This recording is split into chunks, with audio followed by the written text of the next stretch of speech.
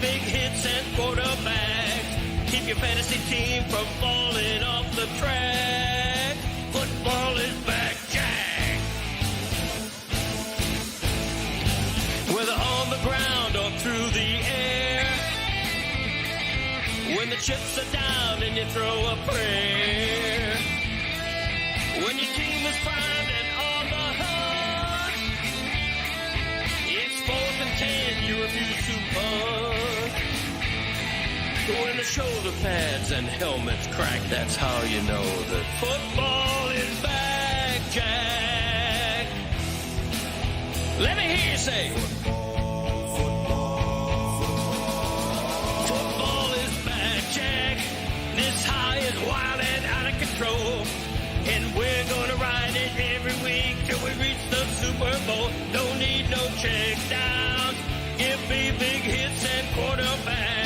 If you say this game's the best, I'll say it's a gag. Football is back, Jack. Football is back, Jack. Football is back.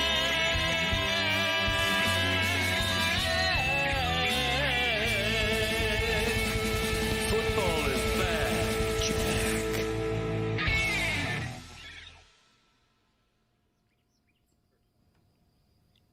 It's a beautiful morning on the Serengeti. As you see now, the Zaslow has spotted his plain stick, and he seems to be reveling in the joy that is the plain stick. Beautiful morning on the Serengeti. He's enjoying his Wait a plain minute. Look, so before we start all this, hold on a second, because we're coming out of, I just saw a random black dude break a bottle over someone's head in the other room, and I don't know what that was about. Jeremy got a bottle broken over his head, and then I come in here, and he's got the plain sticks. He's finally got the plain sticks. He thinks they're delicious. the Serengeti. I don't know what you're doing, but I did hear Mike, what did you tell me during a Liquid IV ad? I don't know why we decided Chris should be on the reads. We don't have to do that. We don't have to relive. You mispronounced caffeine. You thought it was a good idea to go live with you reading? I did think it was a decent idea, as the Zaslow enjoys his plain stick Yeah, and he had work in Serengeti again. in the Serengeti in the morning. How did you say caffeine the other day in the Liquid I said IV? caffeine, all right? Get over it. Hyphenane. How do you guys feel about the plain stick before we got plenty of content today. We got way too much show. We'll get to it in a second. The plain stick, Joy Taylor's been mocking Zaslow for many years about his love of this. The love of this stick. And it's disgusting. Like, of all the donuts, it's the plainest, right? So good when it touched my lips. But you would agree, would everyone agree here that it's the plainest of the donuts? Like, this is, yes? There's no plainer donut than the plain stick, correct? It's like eating just doughy bread. It's not, it doesn't have very much flavor to it, correct? Give me one of those things, I mean, it please. is glazed. No. His is Mine not. plain. His is a plain, look, what you guys have isn't what he has. He's got one without the glaze. You guys have glaze on it. That changes everything. The glaze is good. Of course, the glaze is good. Yeah, Chris has a plain one, though. On the Serengeti. Yeah. You're going to love it.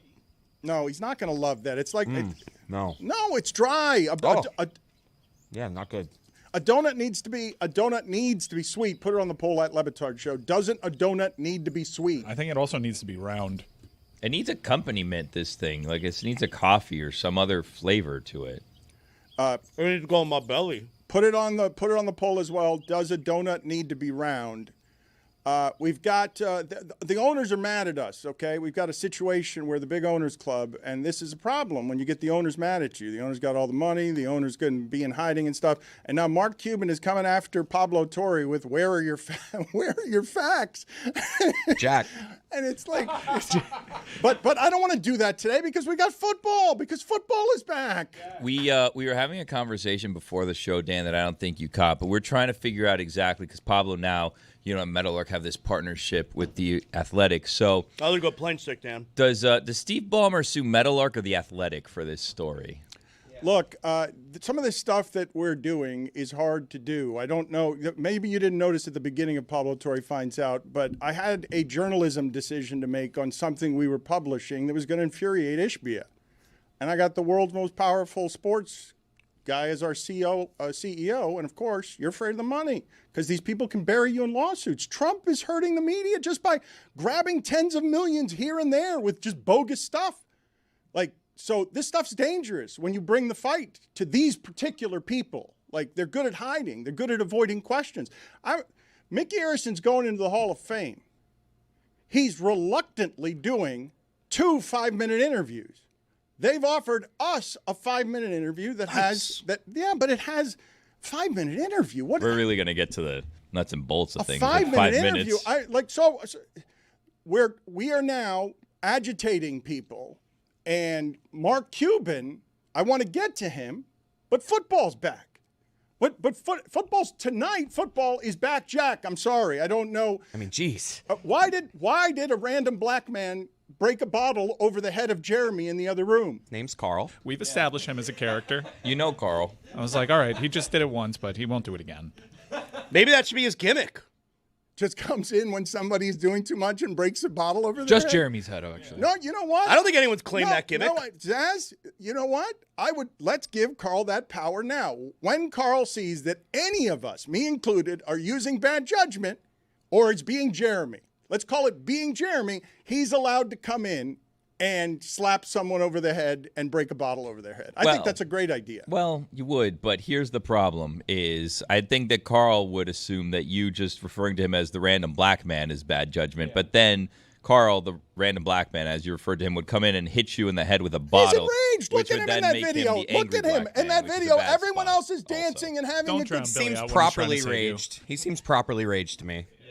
He actually seems delighted. Giving you a lifesaver, and you're just like, I'd rather drown.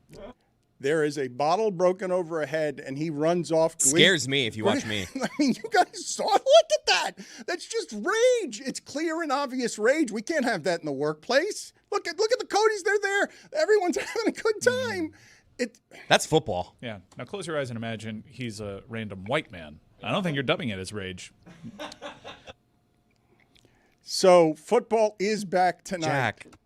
With Cowboys and Eagles. Zaslow was laughing because he was saying that Colin Cowherd didn't know that Friday's game was in Brazil, but I didn't know there was a Thursday game, so I don't think I'm in a position to mock him. I learned watching YouTube ads scroll across my screen, wait a minute, there's a game on Friday night and it's Chiefs-Chargers, and I thought that's how the season was starting. I didn't realize, of course, they're going to start with Thursday Night Football. I missed that. Did the Chiefs win the Super Bowl last year?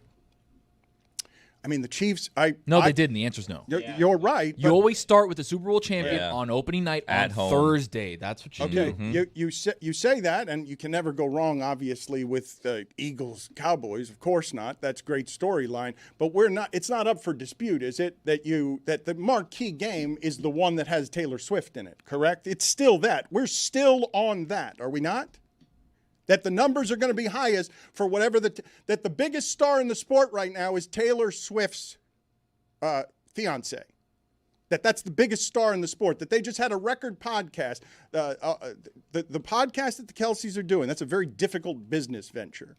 We're trying to talk ball, Dan. Yeah. We're talking ball, man. No, but I'm asking you, the ratings higher for Thursday, Eagles, Cowboys, or the Taylor Swift game on Friday night? Because now they're taking Thursday and Friday. Did they put their big game on Friday because they don't have Fridays yet? They've only got Thursdays and Sundays and Mondays. Well, they have the Black Friday game too, but Thursday night is on NBC and Peacock, and Friday's on YouTube.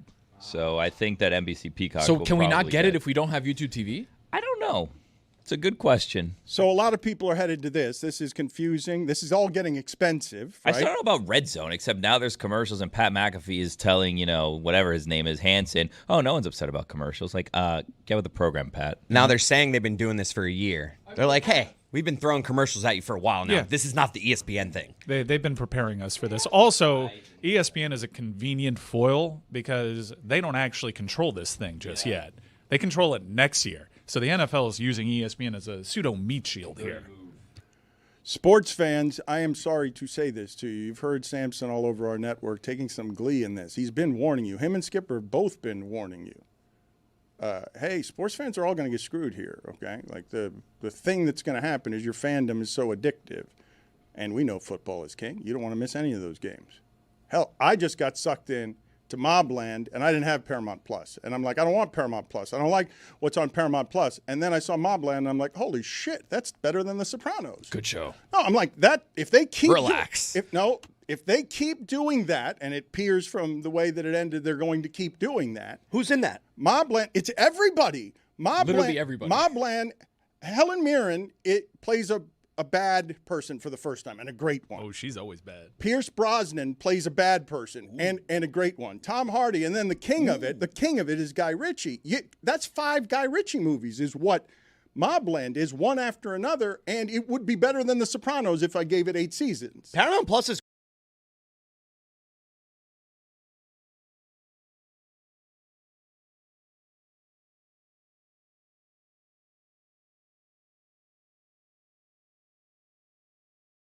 Taylor Sheridan shows. Bangers, too. Paramount Plus is good. Bangers. But They have all the different Paw Patrols also. okay, so you're going to have all of them. You understand the competition for money and the competition for content, as the Kelseys and Taylor Swift and everyone else realizes the value of good content. South Park realizes it. Oh, good show. Colbert realizes it. Conan O'Brien realizes it. The whole entertainment landscape is changing, and everybody wants football. And football is Thursday night, and it's Friday night, and then college football, minor league football, our second biggest sport in America. That's all day Saturday, and now you got Sunday, and now you're off and running on what is basically cocaine snorting for 17 straight weeks because the gambling action, 300, what is it? Is it 300 billion strong? The gambling action, strong. it might be 30 billion. It might be 30 That's billion. just Nick Wright's account. It makes it, on the weekend when you're off, you can just sit there and play with your money on television while watching football, which makes it easy. Doesn't You're make describing awesome things. Well, this is what's upon us, right? But also, I hear you talk, and I'm like, man, how whack are Tuesdays and Wednesdays? you say all of this, and I don't want to go super serious on where we're headed because you guys say I always dampen the fun on football. Yeah, so don't do it. Yep. Yeah. There you go. Boom. There is We a fixed choice. Chris, you're absolutely right. There's a fork in the road here, Dan. There's the fun road and there's the Dan road. So you get to choose which way do we want to go today, the fun road or the not fun road. It's true. This segment was headed in a direction where, hey, we're just going to talk about awesome things. Yeah. I like that direction. Yeah. Then there's always the third one that we don't see because it's like a sport where Dan's like, vaccines. And it's like, whoa, hold on a second. A random what guy? Zaslow, you are sitting there next to me and you're critiquing the show. You're getting more and more confidence in that seat. I'm just telling you what I like. You're a college football expert. Oh, yeah. Everybody knows it. Sweets on the road, first class flying, because Oh, yeah. everyone knows his knowledge is something that is needed in the top echelon of where sports are described. Your power is hungry. We've seen it physically. Chris Cody has mocked you on this front. And one of the reasons this show became less fun is because I was starting to do it, as I'm telling you guys, while fighting with owners, which is unpleasant. And next to me is a guy eating a plain stick who can't get his headphones right. And there are people scurrying in under his chair because evidently you didn't know how to do your job while I was talking, trying to have fun. Serengeti. Right. While you guys were doing that, I'm sitting here trying to do the show. Serious time fighting owners. Football's coming. Dan wants to be Dan. Vaccines. Look out. Florida's the most distressed state. Keep dancing sports, monkey boy. I mean, I've been doing this long enough. I know how a microphone and headsets work. Is it possible there was sabotage? Wow. Wow. A saboteur amongst us, you're saying. I know how to use equipment. Only somebody else in that room other than you. Who would it be? A whodunit. I also want to talk ball, clearly. No, but who would it be? It would be a guy because the women have fled the premises. They're covering college football. They're They no gone. longer wanting to be in Miami. Who sabotaged this? Was The this- implication was it was you. Was That's it? what Tony Yeah, was that's implying. what I'm You implying. sabotaged. I Zaz thought wants you to guys, talk I ball, thought you you guys don't. were implying Yeah. it was Stugotz. No. No, God, no. The chair. I don't think that- he's allowed in the building. That it was the chair. Sure, you don't want to talk about that. What I'm doing under the CDC. You got to worry about typhoid fever now. Oh, I get it. Dog. I know who he is. Now you get, it's a good impersonation. Trying to figure it out. Come over here now. Mike Ryan, were you hurt that your limited fakes, none of them won? No. No. Because Miranda that guy. is a first ballot HOFer. I have an update. The game you can watch for free on YouTube on Friday. It also says you have access to it with subscription to NFL Plus and YouTube TV, but if it's free, you don't need any of that. You can just watch it for free. Yeah, you just watch it on YouTube. Do we know how I'm getting Red Zone this weekend? No, don't ask. What do you got? I needed help with it. I needed an assistant to come over and help me make sure that I had Red Zone because of what's happened the last 3 seasons to me, where I'm scrambling the Sunday morning and I don't know what to do or how to call and customer service has died, so nobody picks up a phone, and not at that hour because a lot of people in America are doing what I'm doing. I don't know how you're getting Red Zone, but I know how you're getting measles. What do you have? I can help you. What do you have? How do you get it? No, I'm good now. No, Okay. it's What do you got? I don't know if I'm good or not. What do you have? I feel like I'm going to be scrambling when I get home from Dallas on Sunday morning to watch the Red Zone. I have DirecTV Stream. You could probably just like log onto your account and just like click something. Like and I have it'd the be fine. channel, you think? It's part of the package? Yeah, like they let you so I have like Hulu Plus Live TV, and you go in and you just like check my account, and then it's like just add on, and then like 2 seconds later you have it. All right. You should be good. All right. Call me if anything. All right. You'll come over if I have a problem? Yeah, I'm here for you. Billy, you can be hard to reach. You don't We'll return FaceTime. texts. I don't believe any of what he's saying. I do. Billy can actually be helpful, but he'd have to return your call. I mean, that was kind of helpful what he just told me. Yeah, I'm trying. I feel all right. Do you have any? We've given them in the past, and this might be outdated now, but you can get these companies by threatening to cancel your subscription. Oh, that's a guy who had cable once upon You a can time. negotiate. You can negotiate the price down on some of this stuff if you can get a customer service representative on the line. Billy, you have given great value over the years to our audience. You've saved our audience hundreds of dollars here. Is there any trick like that can be played that we can tell people without telling people without bothering the sponsors? I don't know. I mean, I don't know if there's any like free subscriptions you could like do previews for right now. I mean, everything right now is just like NBC or Peacock. You probably have NBC because NBC is like a free channel. So How do everyone you should get be the good Red with it. Zone? How do you get the Red Zone discounted? You've given I have people no that clue. advice. That I don't know. Well, but you've given people that advice in the past. No, I mean, Didn't it used to be you would just call up and go, I will cancel my subscription right now. And then, so what if we give you a Sunday ticket for free? Yeah, I will not cancel my subscription. That used to work with DirecTV. Yes, Yeah. That was the number one. That was the ticket. move. Billy, do you For not like 3 years, remember that didn't happen. saving people thousands of dollars? It was Well, a I moment remember, of great gratitude. I remember I remind everybody. It's an anniversary I have on my calendar every year. The first Monday after the regular season. Like, guys, remember, cancel your Red Zone. You don't need it for the next 10 months. Like, you're good now. And then I'll remind you. So, guys, this is a friendly reminder. And gals, everyone out there, if you want to watch Red Zone, resubscribe.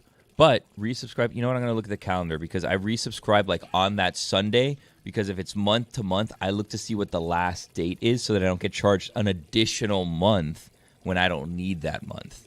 You know, so I wait till the last possible second. If I did it 2 weeks ago, then I may be short 2 weeks at the end of the regular season, and I need to pay another month just for 2 weeks. So wait till the last possible second. This is good advice. Yeah, thank you. I need some good advice from you guys because the fighting of the owners is hard when, there's just access exchange that makes some of this stuff hard. I've covered Mickey Arison, the greatest owner South Florida sports has ever seen. For 30 years, what he has done with that franchise to make it what it is makes him worthy of the Hall of Fame he's now being inducted to because as an owner of a sports team, wherever Mike's complaints are on luxury tax stuff and everything else, where he should lose money so that we could have our fun, what they built in South Florida is a model for a sports franchise that became nationally bigger than what the Dolphins were once when Don Shula was building this town. Like what the Miami Heat did for 30 years when the local sports team's not entitled to be taking over the town for 20 years and being that kind of relevant. His stewardship of this team, governing Pat Riley with his son, because I've told you guys many times, hey guys, Mickey and Nick run that team. It's 5-people consortium. Everyone thinks Riley's in charge. That works for everybody. The Arisons will hide in the shadows. But if Mickey and Nick want something, it's their team. And Pat Riley's in charge. But I've seen him walk out of stuff where, he wants Marcus Thornton. And the answer's no. And I've seen it happen because this team is run by the Arisons and has been done so quintessentially in a way that has no precedent in this market. Not even the Dolphins, who soiled everything they built with all of their arrogance and losing, while the Heat gave us one bad season last year and lost Mike, and one bad season in 20 years. Man deserves the Hall of Fame. He's doing 3 5-minute interviews. Doesn't want to do any of them. Hall of Fame is forcing 2 of them on him. Forcing 2 of them on him. And he's like, okay, fine, I'll do those. And I'm like, Mickey, come do our show. We have a relationship. We're across from you. Come do our show. And he's like, okay, 5 minutes. And I'm like, 5 minutes? Like, it's a great honor for you. It's a great honor. To be on the show. Yeah. Well, is he going to have a stopwatch? Like, what happens at 5 minutes? 5 minutes. What's he so busy doing? He's on cruise control now, let's be honest. Literally, cruise control. Nick's running things. He's doing whatever he wants. By the way, I have good news. Good breaking news to save you guys money. So I looked up to see when the season ended. Season starts September 7th in terms of when you need Red Zone. Now, season ends January 7th. We're in a classic pickle. My movie theater sells pickles, yo. If I'm charged on the 7th of every month, am I going to be recharged January 7th for a full month just for that 1 week in January? I don't know. You don't know. Nobody knows. Someone knows, but we don't know. So I did a little Googling. If you go to NFL.com/IWantNFLNetwork/ this week, there's a free preview of NFL Red Zone on Cox, Hulu, DirecTV, Dish, Optimum, Sling, Xfinity. So if you have those, you can get a free preview this week, then subscribe next week, and then we don't need to figure out the 7-7 situation. You know what I mean? Chris, you were not helpful that segment as I waited the entire time for the pickles music. Once it is that Billy said pickles, and I just saw you scanning and searching and did not come up with the pickles music, so that while Billy was being helpful to the audience, he could explain a classic pickle in a way that would be helpful. Is there any reason you couldn't find the pickles music? He didn't know we were doing it. I went a little rogue. I'll defend him on this. I didn't know I was going to do a pickle until I started talking. It just came out. There we go. But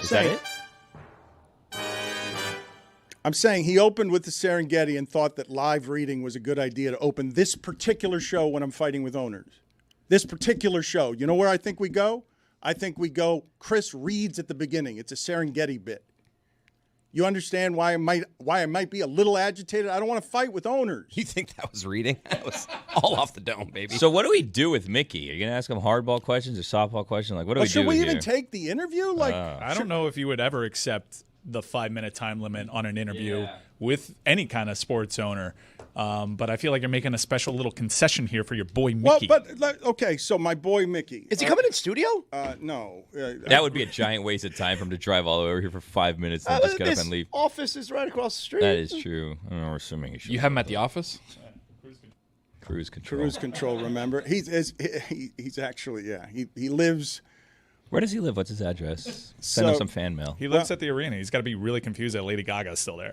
What was her deal? She just yesterday decided, you know what? I don't want to sing today. She didn't do the show? They let people in the building. She was like 40 minutes away from hitting the stage, and they sent out a message on socials and made an arena announcement that her voice just doesn't have it that night. I don't know. How about lip sync? Lip sync. What happened all throughout the day? She said, according to her statement, that during vocal rehearsal on Tuesday, because Tuesday was an off night, she played Sunday and Monday, had an off night in Miami. Those will catch up to you, Lady Gaga. And then had a rehearsal again on Wednesday, that the decision was made after they let people in the building that her voice wasn't good enough to perform. Yeah. I don't want to make any reckless accusations. Wait a minute. Here. I think we're already here. And Play the pickle music, Chris. I'm going to follow you journalistically. Time to throw away all journalistic credibility and get reckless. Here is something we like to call reckless speculation. No, you're good. I think this is breaking news. I think this is happen to know. You could report this as happen to know because what you're about to say, I think, is absolutely true. I'm piecing together circumstantial evidence here. You don't make a call on the voice after people are in the building. My speculation here, albeit reckless, is that off night in Miami got to Lady Gaga. Whoa. Oh, my God, he knows. Yeah, I don't think that's reckless at all. I think that's responsible. And furthermore, we just saw her not be immune to. I've only known it's Gaga. Is James Harden? Smallpox. Is James Harden the only one who survived a Miami night, who could survive a Miami night? The NFLPA, the head of the NFLPA couldn't survive a Miami night. He just lost his job because he went over to Tootsie's. I feel like Michael Jordan would have been okay.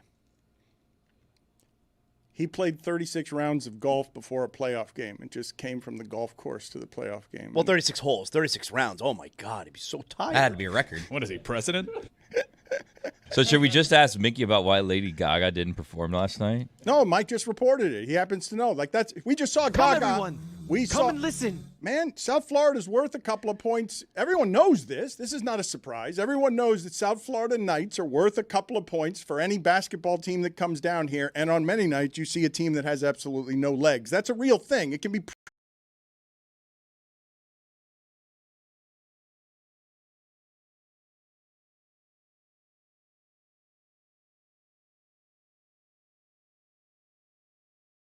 Haberstroh. He happens to know. No vaccine for the South Beach flu. Actually, in Florida, no vaccines whatsoever.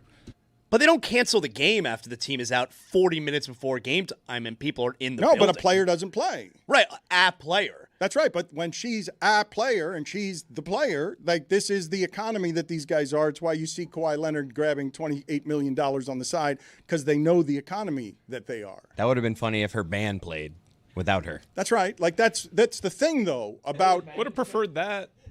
I don't know. You know what? You don't sync. Like the lip sync thing, fine. Yeah. Don't let people in the building and say you gotta leave. That's just poor form. That's something like Kanye bleep. Wow. Lady Gaga out load management. Yeah. That's what happened. I don't think. Let's report it. You're a journalist. Like, come on, Zaslow. You're a journalist. I'll report it. No, but report it. Look, if Lady Gaga's very popular, she doesn't upset her fans or anybody very much. Little monsters. Little monsters. You should have seen the people spilling out of that arena. Little monsters. Yeah, in Miami. All mad. You drive through this traffic to get to here under that $800 million bridge we're building so no one can get in here? I'll bet that parking lot didn't give you your money back. In incredible outfits, let me tell you. No, but of course they're furious. They come out for the night. We don't even have the infrastructure to hold what would be the rest of that night when that gets out over here. Instead of going to the concert, I just ended up going to my bar, and you could tell exactly everybody who was let down by Lady Gaga. I was a benefactor of that, so thank you, Lady Gaga. I am seeing in the corner of the screen something that continues to terrify me and I believe is a workplace violation.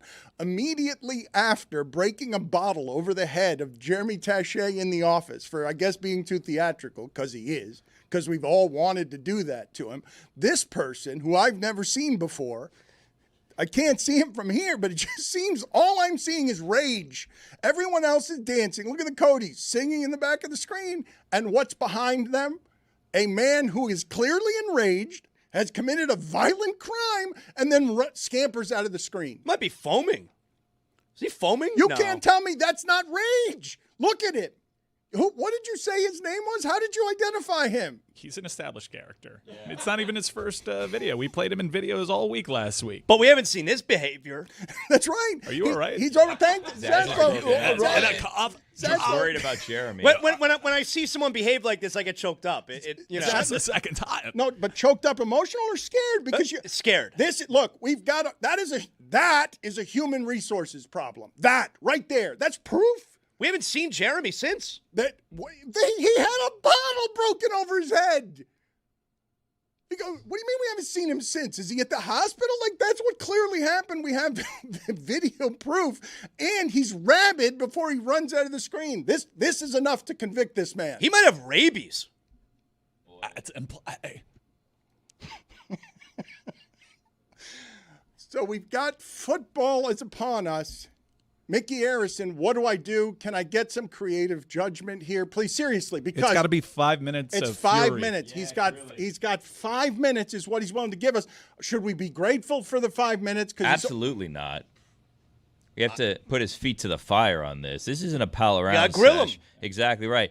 Zaz needs to accuse him of that insider trading that he did yesterday. What were you accusing him of? That he some backdoor deals that he got. With Anthony Carter? Yeah, you got to ask him about Anthony Carter. Well, that's true. You got to ask him about the air and the chips. You got to ask him about all kinds of stuff. Should we ask him about leaving the arena in a disguise after they were swept, like Poppy claimed? You got to ask him about that. That is true. Yes. Let's put together a list of questions. Now you're doing it, but we only have 5 minutes. We only have 5 minutes, and I'm asking you just journalistically. These are not concessions we've ever made for anybody. Mike's got a question for sure. More of a statement. Okay, but My question is, fuck Terry Rozier. yeah, all right. So True or false? True or false? well, so you guys tell me what to do about this because I don't want to be in bed with the owners. I do not. Mark Cuban is now rabid with Pablo Torre. Rabid, going after Pablo Torre. And we're fighting with owners. And this is a day of celebration. This is a man who does not trust the media, does not like speaking in public, does not want the attention, does not need the attention, would prefer to be in the shadows. They've run this franchise really well. He deserves the honor that he's getting this week. No one would dispute it, right? He let Michael Beasley and Rio go, and they won a championship more recently than the Heat. So you guys don't think? I mean, Zaslow, you're a two-time champion broadcaster. That's right. Like the legacy of Harrison in a minute. Oh, I mean, best owner we've ever had down here. I know people get on him for the spending, but money's never been an issue when the team is good. He doesn't want to spend it. The team is not going to be good. It's a franchise that, you don't have scandal. You don't have embarrassment. And the actions speak for itself when the building is packed every single night. It's a great franchise. Mickey, true or false? You know who Jonathan Zaslow is. All right, if you want to do it that way, we can do it that way, but it'll require us to make it entertaining in a period of time it's not reasonable, and I don't want to agree to these terms. I think they're shit terms. But I'd also like to give him his respect, right? I would like to celebrate someone worthy of celebration. What if you tell him in order for me to give you the proper respect, I need more than 5 minutes? The answer is no. The answer is no. It's 5 minutes. It's the most he's giving anyone. Look, the corridors of power on this stuff, these people don't have to answer to anyone anymore. Anyone. 5 minutes can be an eternity. 5 minutes is more than anyone else is getting because there's so many layers. Look. Is that what your wife tells you? Ballmer is sitting here saying, I didn't know anything. I didn't know anything. Case closed. Yeah, I didn't know anything. And I'm remembering a 60 Minutes piece they did on Prokhorov. Oh, this owner, he's got this suspicious money, but look at him. He's on jet skis, and he's so quaint. He doesn't have a computer. He doesn't even have a computer. That's right, because it ties him to nothing. You idiots. You're 60 Minutes. You don't understand that there's so much space between where people get in trouble and the money that we've seen it climb to the top of the presidency. And putting in place someone who's going to make us all sick in Florida. It's going to make us all sick in Florida. But that's why the Mickey thing is weird, because he's not going to give us any real answers. But so no, you say don't take him. Make a stand. Let's take Vinny Viola for 10 minutes. Footsteps. So reject the Mickey Harrison interview. You wouldn't if Play you hard got to get. If you got an email that said blank owner for 5 minutes, you wouldn't take it.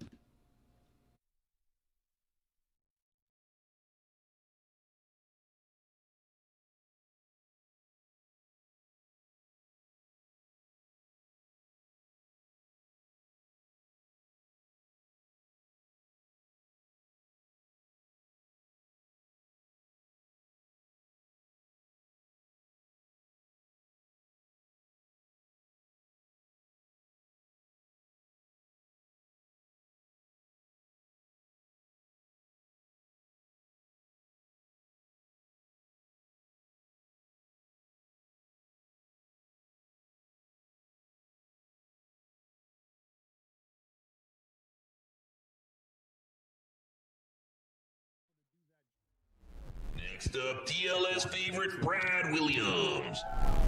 Now, Dan, imagine what you just experienced being a 6-foot whatever man. Now put that in a 4-foot man as I'm trying to cross the street last night, looking at certain puddles going, this could be it. This could be where I go, because the water was moving very fast. I forgot my floaties. I can't swim. I have a very large head that sinks. I have a very fat butt that floats. That's not good for swimming. I'm very nervous. Florida is not a good climate for me. He instantly goes upside down. I do. I turn into a fly girl in a club, just face down, ass up. Like, that's me. Instantly in a puddle. Here lies Brad, killed by puddle. That could happen. Brad Williams makes me laugh all the time, but rarely as much as when he's greeting Mike Golick and they are doing that shoulder handshake, and Mike Golick has to get down and Brad Williams has to climb up. Why didn't you just go in for a straight handshake Because to say hello? Because then I nut tap him. Because if I go straight handshake, there's the possibility. And by the way, how much, Gojo, were you just holding back? You're like, if I go full shoulder into this guy, he may evaporate into Skittles. I was more thinking on if I went to pull in, because we went the dap with the hug. Yeah. And so there's that pull in the middle, and I was like, are we going to airlift Brad right now? Is this going to end up being like a swinging situation? Did you go football mentality, low man wins, I'm not going to let this guy beat me. That is true. I thought about just getting all the way down. We were gonna... You got down pretty low. I thought you were going to throw out your back. I was Jason Kelsey tush push status, trying to get down on all fours there. It was good. And now I'm realizing that I missed my calling as an O lineman. God, could you Low imagine man wins. the Brad Williams led tush push? Unstoppable. Well, not only was it funny because visually that was funny, you were also interrupting a story of Brad Williams kicking a one-legged man out of his last show. That's the story that you interrupted. I did. I did. There is no love lost between people who share parking in the handicapped space. He was gone. Get out of my show, sir. Now, did you know he was one-legged before you kicked him out? I did not. I did not. So when he gets up. I was in Bridgeport, Connecticut, and where all the one-legged people hang out. And the guy was talking way too much. And it's the worst kind of heckler to me. I will gladly take a heckler that yells out "F you" more than a guy that loves me but is just talking too loud and commenting on every joke and be like, "That's so true when you did that." Like, God damn it. That's a great joke, Brad Williams. Yeah, that's great. You're killing it, Brad. That's what I'm doing. It's like he's encouraging me, but it's like your mom clapping too loud in the stands. Like, "Mom, shut up! I can do this." And so I talked to him. He's like, "Hey, I paid good money to get in here," and I like, "Dude, you gotta shut up." And I finally had to kick him out. So he stands up and he does the walk, and when he walks, the pant leg goes up, and I see the shiny metal underneath, and I'm like, oh no, no. And I kind of, and then because I can't filter thoughts, I go, you have one leg, sir? Oh, so you just decided to play with the cards out. Let's go. And then he turns and goes, yep. And I was like, am I kicking out a soldier? Did you serve? And he goes, "Nah, car accident." And I'm like, okay, get like, if it's a soldier, then yeah. But I actually kept talking to him, and then because I felt bad.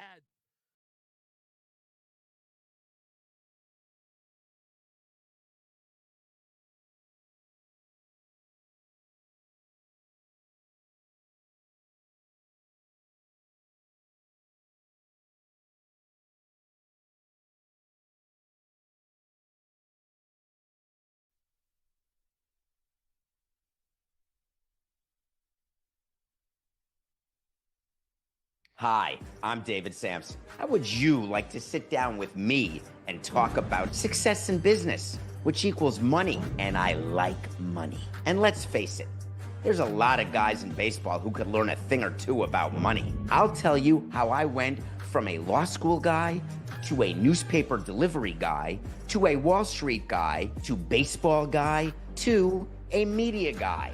If you're smart, great. Maybe you can imitate me.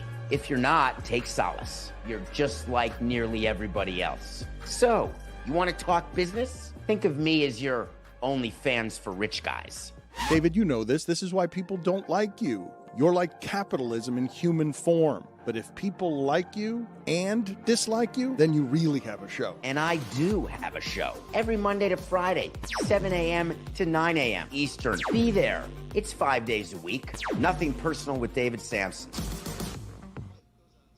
This episode of the Dan Le Batard Show with Stugotz is presented by DraftKings. DraftKings, the crown is yours. I'm really torn here. Maybe Sampson can give us some help. He certainly travels in these corridors of power where you just can't get to people or ask them questions. Mickey Harrison's offering us 5 minutes today. Should I take it or not take it? Because these guys don't want to do interviews that have conditions on them. You 100% take it. Did he tell you that there's certain subjects off limits? No. So you got 5 minutes of a man's time that he doesn't give 5 minutes to many people. He doesn't do much media at all. So the question is, how do you make the most of the 5 minutes? And I think you got to go right in. You got to lead with some of the great signings that he's done. I think you start with, probably Terry. I would do that. All right, you guys, I need some help with this because he's going to be available at some point here soon, and I've got to make a decision on 5 minutes. But, David, as we introed you, and they put your face on the screen, and you were grinning maniacally at a intro to your show that is actively annoying. Zaslow was over here next to me, and it felt like disgust was on his face. Zaslow, how did you feel about the intro that David Sampson just had? Here's the thing, though. I'm so disgusted with it that, it swings back around the pendulum.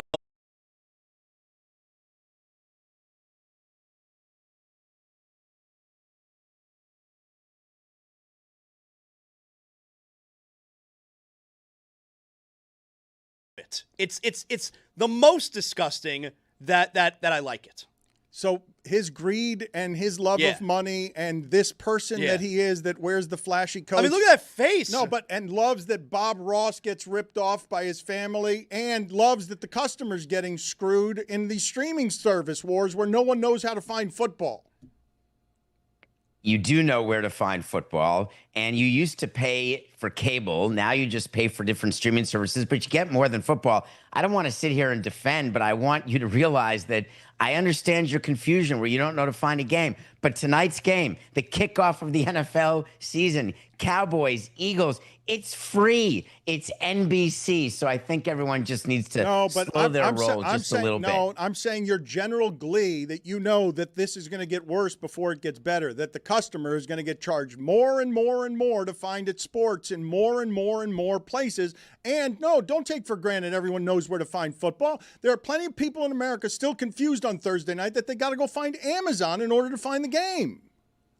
Well, again, I understand what you're talking about, your demographic, but frankly, your demographic is not interesting to the NFL, its sponsors, or its partners. You've aged out, and the people who need to be in the know, they're in the know, and they know. But it's costing too much, David, and you delight in that. It's costing the fan. You delight in these rich people screwing over the fans who didn't ask for any of this. They were already paying for football in a variety of places.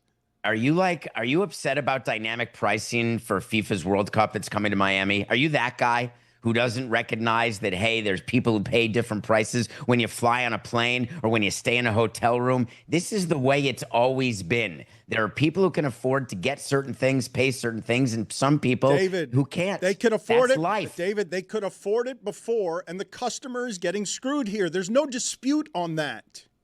It's just different customers are getting access to different things who may not have had it before. And if you had access, you may not have it anymore. That, again, is part of life. Okay. I mean, I think the dispute, though, is Thursday night games used to be on NFL Network, which is also a subscription that you needed to have. But now the NFL Network has bought part of ESPN because they're going to be doing it over there now, too. But that doesn't have anything to do with, the Thursday night games. You're just switching from NFL Network to Amazon. And, if you were to go back 15, 20 years, you basically had 3 games you could watch. The 1 o'clock game on CBS and the 4 o'clock game on CBS, and then the 1 o'clock or 4 o'clock game on Fox. Now you can watch any game you want, essentially. You just have to pay for it, where before you didn't have the option to pay for it. Dan, do you even think the Eagles can repeat? Yeah. Have you even cared to ask yourself that question? Do you know who the Eagles are playing tonight? I do know. It's a big game. Do you know who RB1 is for the Cowboys? You know about that tush push? The thing about tonight's game is that it's a glamour franchise that hasn't won in a really long time against the defending champions, who were overwhelmingly the most physical team by position in the NFL. This is good shit right here. It's not good Keep shit. Keep it going. I know you want sports here, but now I'm in the corridors of power fighting with the owners over money, and they're screwing the customers. They really are. This season is starting with I don't feel screwed. I'm going to enjoy football. So you don't think it's getting too expensive for you? Tonight, Eagles-Packers, big game. It's free. It's on NBC. Cowboys. No, David, we were trying to trick you. I like the points. Do you have to ruin everything? Can I ask you a candid question? Do you have to ruin everything in life? It's my lot in life. Can we talk about dude wipes? No, please follow Billy here. Why'd you ruin that? because Billy and I are having an off-camera problem. Are we? No. Why'd you ruin that? Because I felt left out. No, he. What do you want to talk about? wanted You to want to talk talk about about football? cleaning your butt now? Go on. I just want to talk about more ways to raise money that you can sponsor things like dude wipes. And we're going to see a Tushy Pushy tonight. And I want to know if we're going to see a dude wipe like on the new Jason Kelsey. Do you think that'll catch on? I'm dying to watch. Do you think that'll catch on, Tushy Pushy? I kind of I don't like like it. it. I don't like it. A little too close. Put it on the poll at Le Batard Show. Do you like Tushy Pushy? It's a tough one for you. You be careful. I've seen a stovetop in your past. Tushy stovetop. That's what I'm saying. It's a tough one, especially if you're going quick. Okay, so David, I never do. David Sampson felt left out because, if you have not noticed, David Sampson's Nothing Personal podcast, which is flourishing, is about a lot of things other than football. He'll do football, but once football season starts, that's not his area of expertise. I don't know that anyone wants to hear his opinions on football. He'll try, but he'll feel left out because it's your weakest sport, right? Nobody can be good at everything, and you are doing stuff on that podcast that nobody's doing, so football would be your weakness, correct?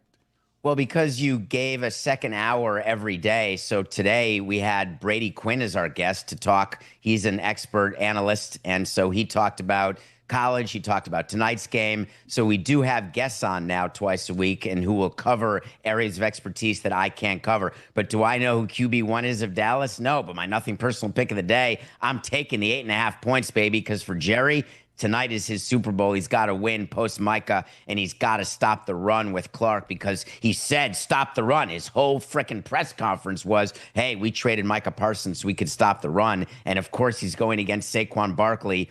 You know, can he get 2,000 yards again? Wait to see. So it's a big game for the Cowboys, so I took the points. So you know Kenny Clark on the defensive line, but you don't know QB1. No, RB1 on the Cowboys is what Mike asked.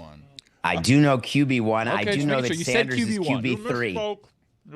All right, and it is okay, but nobody wants your football analysis. It's good, right, Mike? Nothing Personal is a podcast that covers almost everything else well. And I'm not even saying you don't cover football well. It's just that I can tell when you're trying to fake it because you're just trying to talk football so you can feel in the club. It's the same thing Mark Cuban's doing right now, by the way. He still wants to be in the rich person's club. That's what he's doing. He's You think they're kicking him out? He's still in it, Dan. Yeah, or the basketball club, excuse me. No, it's a more Last time I checked, he was still no, rich. wait a minute. This is a big-ass distinction making there.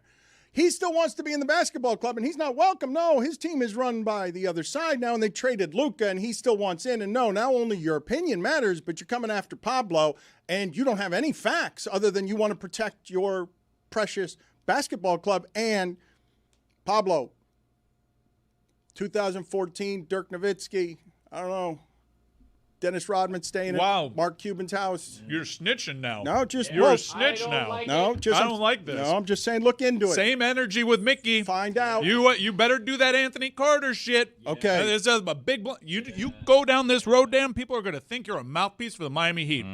So what are we doing? Are we doing the interview then? Yeah. Because you guys told me not to. No, wait a minute. Now you want me to do it. I was worried that you so wait a treat him minute. with kid gloves. So no, in 5 minutes you want me to ask him about Anthony Carter Hall of Fame week?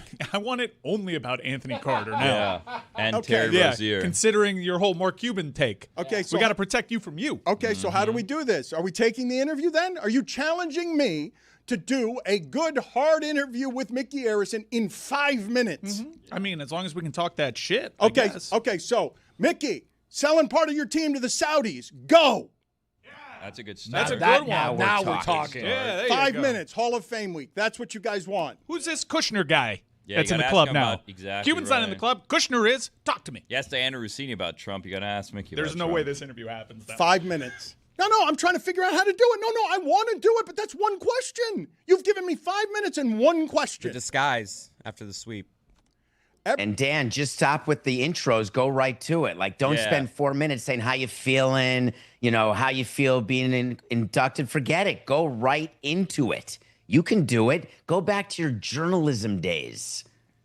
5 minutes. 5 minutes is plenty. Guys, Hall of Fame week. If you ask him these questions, I assure you you're not going to get 5. Yeah. Kushner, Jimmy, Rozier, Saudis. Saudis, yeah. Saudis. House of Saudi. LeBron. Vaccines. Now you're talking. Well, that I mean, if you find an in on that one, that's fine. That one's not exactly related or pressing. All right, so enough with this. That's directly tied. No, but this is very pressurized. Now I got to decide this in a half hour, and you guys have put me out there making like this public decision journalistically where I look like a coward either way. Like this is a no-win position for me right now because you want me to ask a guy who's given 5 minutes to three people who are in it. Do you think that's what Rachel Nichols is going to be asking him about? Rachel Nichols is the other one? That's the only other one I know. There are two people who are allowed 5 minutes with him, and what we've been offered is another 5 minutes. It's some great gift from the sky. Okay, but hold on one second. And it's on the phone. It's not even like we can't get a Zoom. How do we know it's him? We can't get video. There's no video allowed. Could be a voice modulation thing of Mickey's voice. You don't even know. RFK was here a couple minutes ago. Okay, now what? Now you're out? Now I can be. Look, I'm not a coward. I didn't avoid asking him any of those questions. It's just a time thing. That's not fair. I'm not out. Number one, as long as he is not telling you what you cannot ask, I don't care about the time limits, all right? Number two. Oh, you're not out? You're Look not at out? you. Look at you. I mean, he bought you rings. You're wearing a 2020 runner-up shirt. Well, no, You're this just is rocking second place. Oh, you're right. It is 2020. Yeah, I thought it was 2023, but no, this is 2020. Also, so many runners. That bubble was, man, that was some run. I think you need to ask Mickey about salary cap circumvention. Ask whether he's ever participated in that. Guys, I got 5 minutes. It's 5 minutes. What happens if you go over 5 minutes? You gonna hang up? Hey, clock just ticked Bad off. look for the Hall of Famer. Yeah, he's not gonna hang up on you. This is an impossible spot. So you want same energy for Mickey Arison. What do you want to ask him about? Look, man, I just asked Zaslow. He's a 2-time champion broadcaster. Look, and Sampson will appreciate this as well. Mickey Arison's the best owner we've ever had down here. He's going into the Hall of Fame, and he's so shy that he doesn't really want to make a big deal out of all of it because all he's wanted to do is win the championships. This is a great honor, but it's not what this dude is about. Like, he doesn't want to. You think he wants to be making a speech in front of people? You think he wants to be making a speech? I don't. I think he wants to be making a Hall of Fame speech in front of I don't. Yeah. Why is he there then? Yeah. Well, he can say no thanks. Okay, I can ask that question. I'm going to ask him if he's seen Superman. Yeah, that's a good question. Good question. All right, so I have 5 minutes with him. And so we got to make use of the 5 minutes if I accept them because you guys want me to ask him about the salary cap and circumvention and the Saudis. I mean, it's not 5 minutes. Ask him if he's okay because he's very clearly being dragged to this Hall of Fame ceremony against his will, being forced to talk Tough to people. weekend for you. Everyone's honoring you. You know, billionaires, they just get told they have to talk to people, and they just do it. I bet he The hasn't way seen this it. ends is with Dan not getting one question in 5 minutes. Not one. 'Cause he's just He'll saying, hem and "How haw are and you?" talk about how difficult it is to deal with 5 minutes, and then it'll pass. I accept your challenge, and I will do the 5 minutes. I will absolutely do the 5 minutes. But what I'm telling you in the audience is it can't be any good that way. Like, if a person doesn't want to be interviewed and is only going to be interviewed for 5 minutes, and I'm throwing salary cap circumvention and Saudis at him in those 5 minutes, like, he has somebody who's hidden for 30 years in front of us. What's he hiding from? And Kush, I think that's the first question. Hey, you never do these interviews. What are you hiding from? And then you throw in the Saudis. Yeah. Boom. You played yourself, Dan. Everybody else in media is asking if the Eagles can repeat. Football is back, Jack. You could have said, no, I'm not taking Mickey because today is a national holiday. Ooh, Mickey, Super Bowl prediction? So here's what we've got going on around Pablo Torre, and I wanted to ask David Sampson about this because Chris Mannix has talked to a series of NBA executives. This story is going to continue to grow. I know football is going to continue to overwhelm all in its path, but one Eastern Conference executive says, quote, "This is a huge deal." A Western Conference general manager says, "Bad for them, very bad. The NBA will be pissed about this. If it's true, the punishment will be worse than what happened in Minnesota with Joe Smith." NBA officials are furious about these allegations, according to a source with the league office telling SI, if this is what it looks like, I think Adam has to make an example of them. I don't think this is going to be a small deal, but Mark Cuban, as is his wont, in protection of these people that he cares about, the owners, and a sport he cares about, because I imagine Mark Cuban right now is sort of frustrated. All the money in the world, I understand. But he loved that thing in a way he didn't love anything else. It was his identity, and he can be Shark Tank and everything else, but they trade Luka, and he doesn't have any control over that. Like, whatever his dreams were to own the toy that was the Dallas Mavericks, he exceeded them, but now he's old, and basketball hasn't left him behind, but the Dallas Mavericks and his identity make it so that he's the first one out on behalf of the owners to question 7 months of investigation by Pablo Torre, and begins with, if you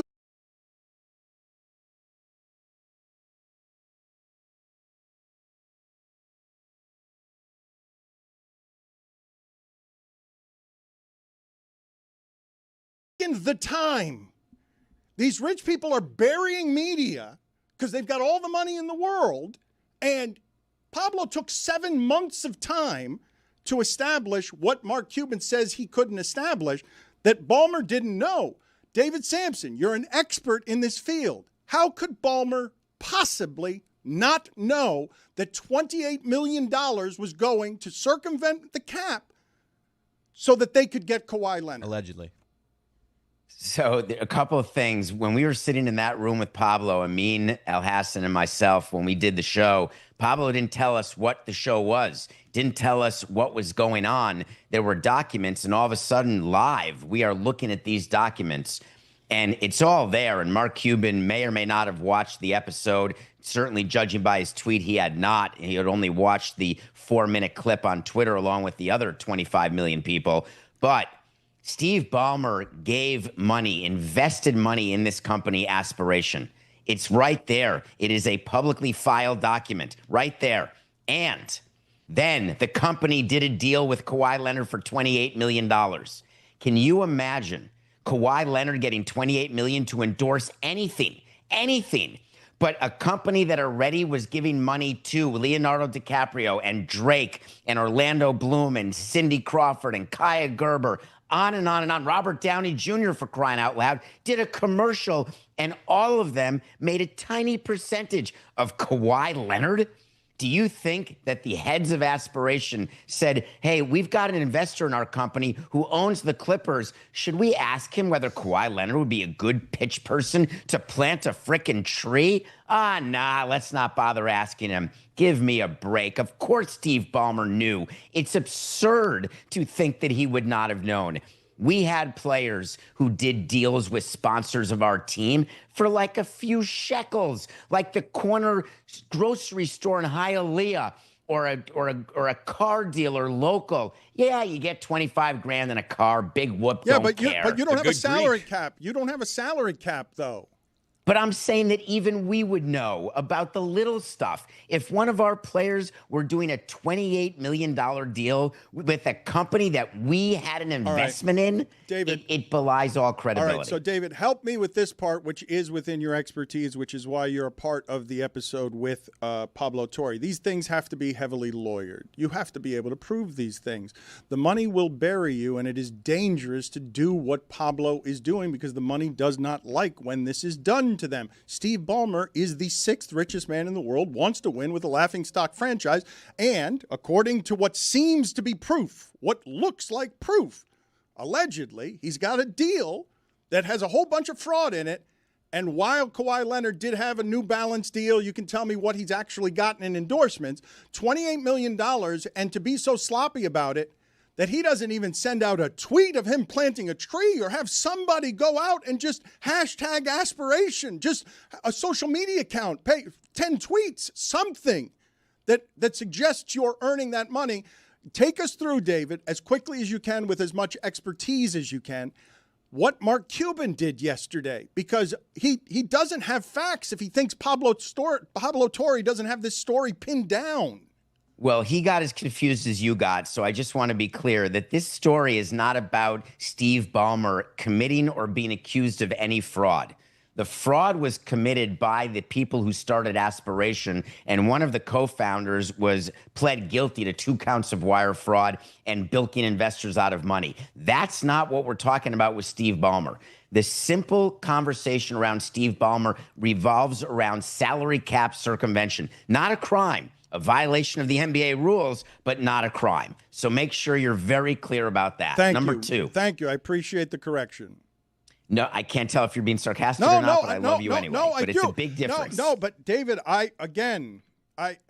this stuff is dangerous. When you bring this stuff to power, the 6th richest man in the world knows how to extinguish this, unless the other owners tell Adam Silver, hey, you can't do that. But if they're all doing it, and if they send Mark Cuban out to protect that they're all doing some form of that, do you know how hard these things are to prove?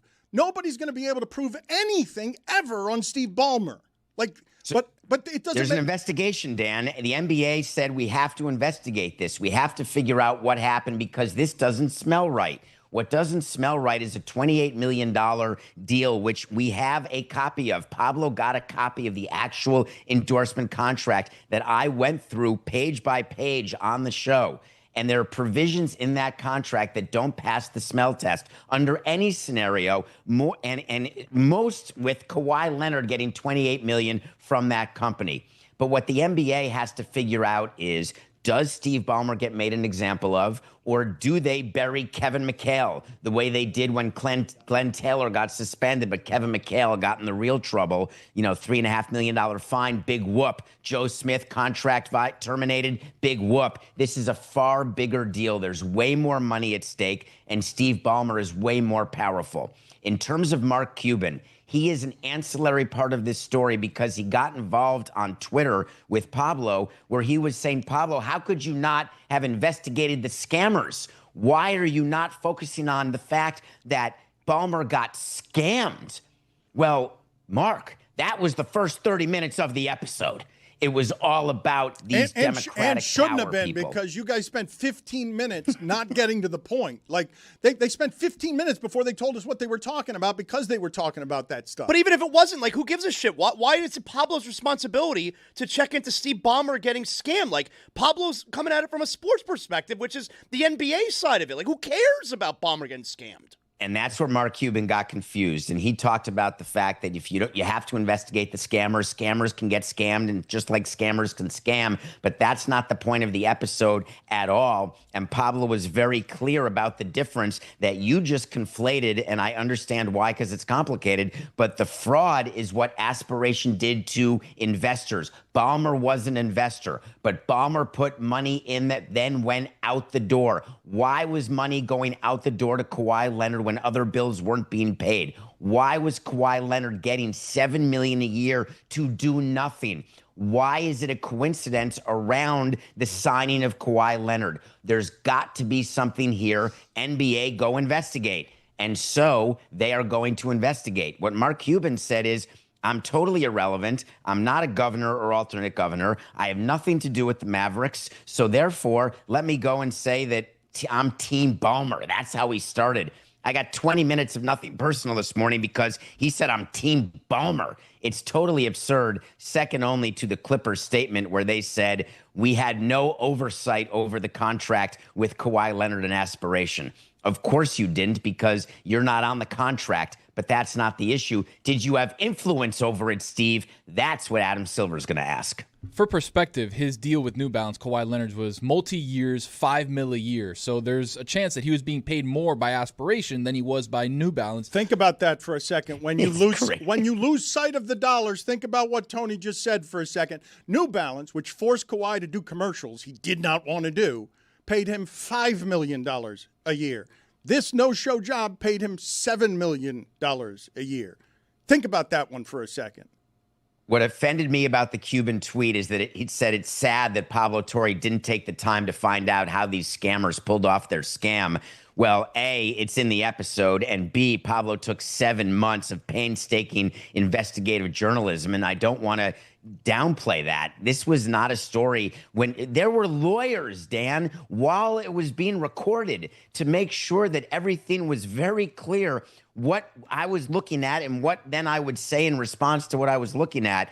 And so this is a serious show that Pablo did, and Mark just saying, oh, you seems like you shot it out of the, side of your pants. I did not appreciate that. When he says at the end there that it's going to come back to backfire on Pablo, is it like a threat? What does that mean? It sounds like someone trying to stay relevant who knows that he has no more seat at the table. The question is, did Steve Ballmer call Mark and say, man, we got to do a statement. We got a real problem. Mark, what do I do? I'll bet you $1 that call did not take place. Mark Cuban is pretty relevant, David.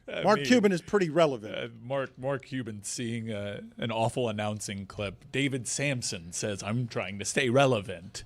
I mean, all he has to do is go at the sitting president like he often does, and he remains in the national conversation. He's not outside of this basketball club the way that Dan is positioning it. He is still the person most associated with that franchise, and that'll be that way probably unless they get a player more famous than Luka. But Mike, that's the optics of it, though, man. You are not allowing for these people who have these giant amount of money to have blind spots about where their personality gets distorted.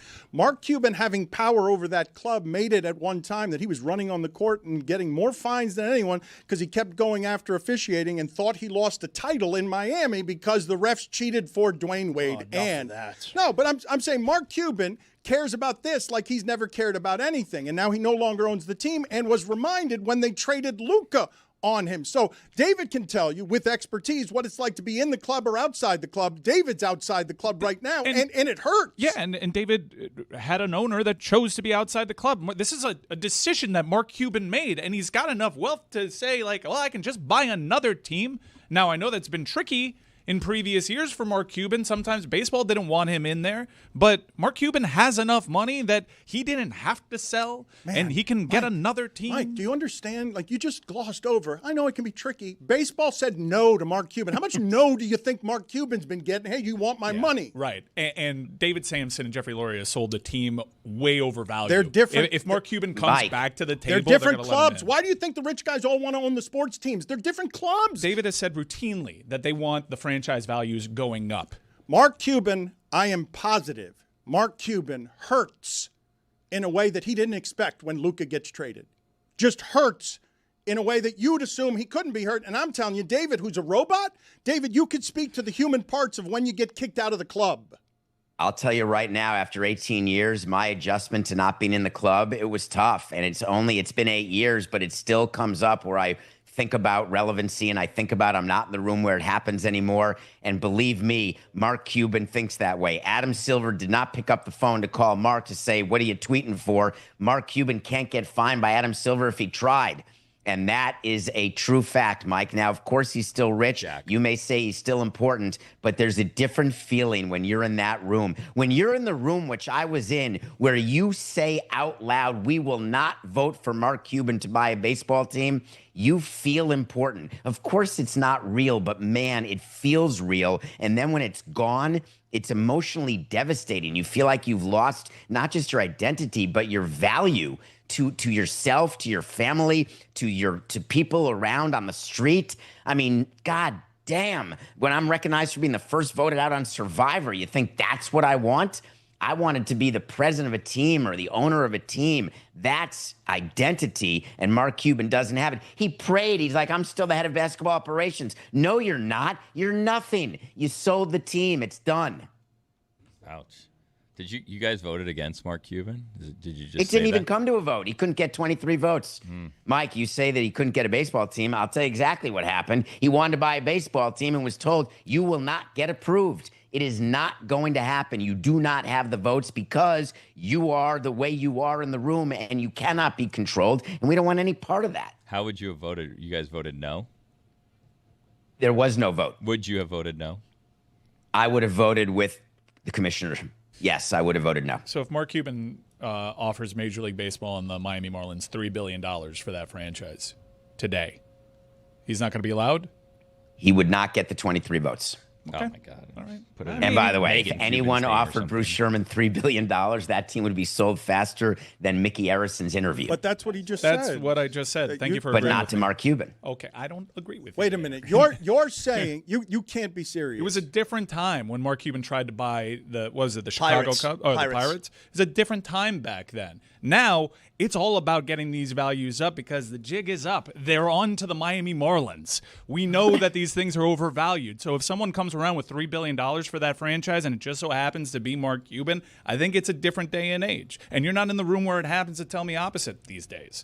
So your last point is your best one, in that the room is different now, and there's a chance that there's 23 votes that he can get these days, and there's a chance that Rob Manfred would be less vocal than Bud Selig was. So all of those things are true. But again, why would I operate in fantasy when I was in the reality? Fantasy is offering $3 billion for the Marlins. Reality is the fact that Cuban couldn't get the votes and then sent the tweet that he sent yesterday about PTFO. David, can you put to rest a rumor that's been going around this office regarding that Pablo episode that you were in? There's people saying that those papers that were on Pablo's desk were fake, that there was just copy paper that was taken directly out of the packaging and stacked in front of Pablo. There's nothing on any of those papers except the top ones that have stuff printed on them, but the rest is just reams of paper that were unboxed and placed in front of him.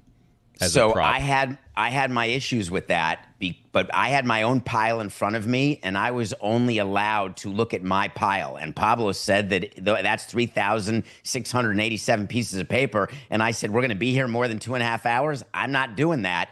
So I didn't look in those piles because I was too busy with my pile. And my pile was as real as the day is long. David, we're going to let you go right now, but from that episode, one of the things that I saw, and I want to get video on this,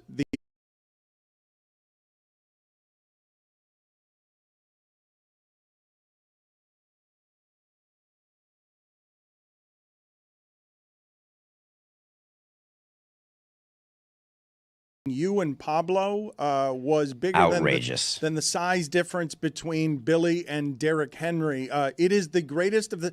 Pablo Torre is not large in any way. He is a. I wouldn't call him diminutive, but he's 5'10", 5'9". He's not 5'10". What is he? How tall is he? I would say he's no more than 4 inches taller than I am. I'm going to go with 5'9". Yeah, he's 69. 69 inches. Nice. So this camera I was forced angle... into that chair. Number one, forced into the chair. Number two, I wanted to adjust the chair before taping and was told, no, the camera angles require the chair to be where it is. And I said, this is outrageous. But then I forgot about it once I got my pause on what the hell the show is about. Then the show comes out, and I got plenty of calls, maybe including from my representative, wondering why it is that I look like Mishu. At least no one saw it, David. Your most viewed episode ever in the history of anything you've been involved in media, and you look like somebody who is 2 feet tall, that you are 43 pounds. They are talking with an expert toddler. Who's that amazing toddler who can read 3,000 pages of legal briefs? Dan, the answer is Boss Baby, and he's hydrated thanks to Liquid IV. This show, by the way, sponsored by Liquid IV. Transitioning from relaxed vibe of summer to dialing in your fall routine takes focus and stamina. Push harder and recover faster with Liquid IV's new sugar-free energy multiplier. Hydration and energy both in one. Each stick has a 2-to-1 ratio of L-theanine. And say with me, Chris. Caffeine. For balanced energy, no jitters, no crash. Plus, you get 0 sugar, 3 times the electrolytes, the leading sports drinks, and 5 essential vitamins, David. You stay hydrated all day long. Available in strawberry kiwi, blackberry lemonade. It's simple. Do you know the recipe, David? Tear, pour. Put it in 16 ounces of water. You shake it up together. You pour it down the hatch, and you're hydrated. Very simple. Yeah, you can't hear him. That's okay. Don't let the grind drain you. Ditch the glitch with 0 sugar and 0 crash from Liquid IV. Tear, pour, live more. Go to liquidiv.com and get 20% off your first order with code Dan at checkout. That's 20% off your first order with code Dan at checkout. liquidiv.com.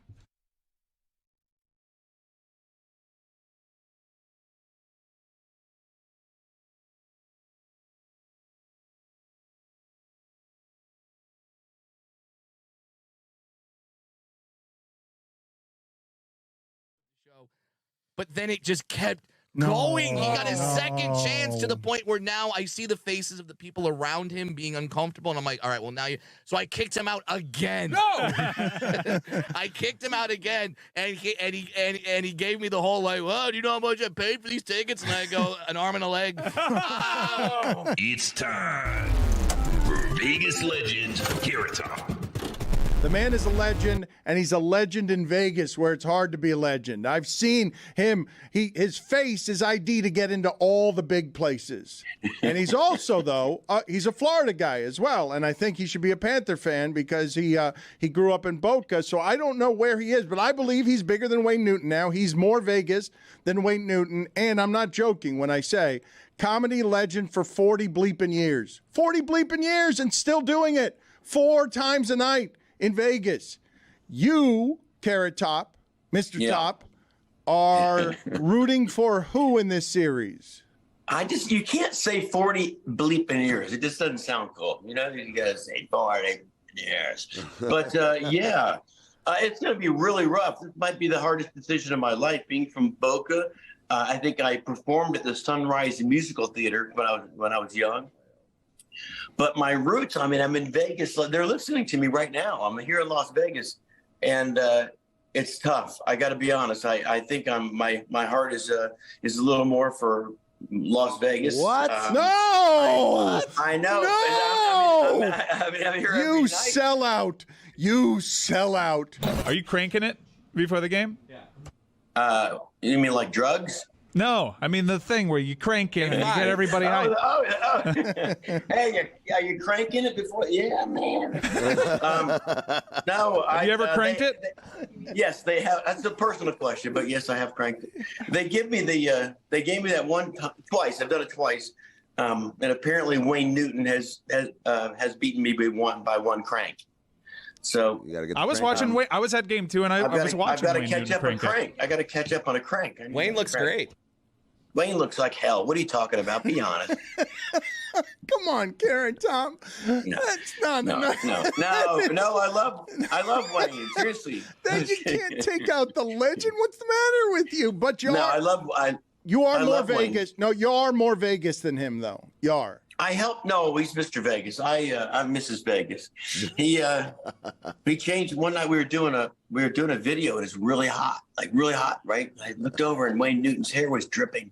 So I went over and I said, I said, I got to fix your hair. And he looked back at me, and I said, it's just drip. It was like a little black, guy was dripping. So I fixed. No, it's natural. It's just naturally dripping. It was naturally dripping. Wait, I want to really. I didn't let him sit there and drip. I thought I should probably step in. But you have seen Hollywood melt away, vanity melt away, and so you had to laugh to yourself that symbol for Vegas excess, that his hair was dripping down his face. Yeah, I know what to do. No one else was doing it. The makeup artist was like, I'm not touching it. I'm like, somebody fix Wayne Newton's hair, for God's sake. So I took over the. I mean, you don't hate the Panthers though, because they keep getting no, but their fans I love the keep Panthers. Love the Panthers. Great Americans. No, I love. I don't know why I'm doing my Trump impression is the worst in the world, but I just go into it when you need to. I think it's pretty good. Oh, is it? Is it pretty good? Yeah, pretty good. I was telling Sasha Michelle Millet that Carrot Top does a really good Donald Trump. Always been a fan of you, Bob. Always been a fan. I wish we could say the same. Oh, come on, we gotta work together. Well, I love this game. It's very exciting though. Coming to 2-0. I mean, it's really this town's going crazy, as you know. And they're getting in the way. Florida's probably going crazy too. Oh yeah. Are they talking that already? Have you ever been to the arena? Because it's kind of where you went to community college. It's like in the Everglades. I was curious as to where it was because I said I lived in Florida my entire life. I don't think I've been to that area very often. When I went to Boca, I was in Boca. I guess it's not too far from there. It's right next to Sawgrass Mills. You ever been to Sawgrass Mills? Sawgrass Mills, man, it's been a while. But they apparently have a hockey team down there, so that's good. This is a good show. How do we get Gustav Forsling going? What's that? How do we get Brandon Montour going? Yeah, like anything else, they're gonna have to get these guys motivated, and that's what they did in the last game. I mean, I think it's just like watching the basketball game last night. I'm not a huge basketball fan, but that series is unbelievable. How close the first, second, third games have been by one like motivating thing, one factor that all comes in. Same as the Knights, they came in really motivated. Now I think we'll see what happens down in Do you think Florida. Game 3 was rigged though? Because we have some game rigged. Yeah, like the officials rigged it. Rigged. You mean the basketball game last night? Yeah, very clearly. Oh, everything's rigged in sports. Yeah, the whole thing was rigged. Guys, what are we doing? He knows what he's talking about. Does when Wayne Newton speaks to you, do his teeth whistle? He doesn't. Yes. They look like they whistle. He said yes. He said yes. Yeah. I mean, I'm not going to say, he never speaks. What am I talking? He never speaks to me. What are you, crazy? He's never spoken to me. There's no eye contact. No eye contact.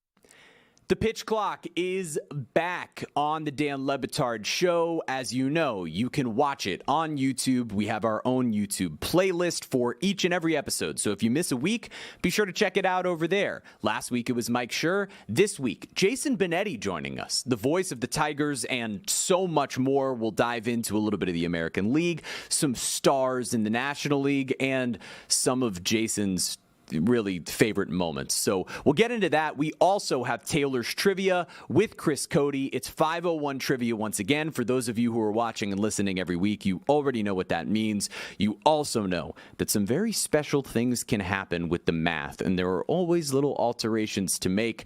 Chris Cody and myself try to compete as we go to the chase for 0. So be sure to check out this week's episode of The Pitch Clock on the main Le Batard Show on Thursday, and of course on YouTube at Le Batard Show.